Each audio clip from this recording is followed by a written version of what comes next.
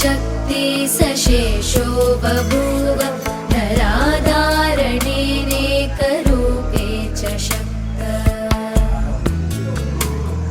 यतोऽनेकधा स्वर्गलोकाहिनाना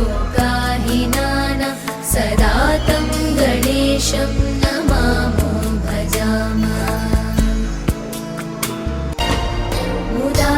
मुदाकरात्तमोदकं सदा विमुक्तिसाधकं कलाधरावतं सतं विलासि लोकरक्षकम्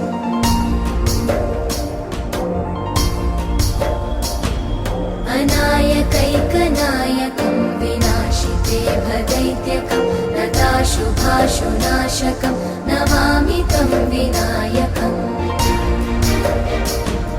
एकदन्ताय वक्रतुण्डाय गौरीतनयाय धीमहि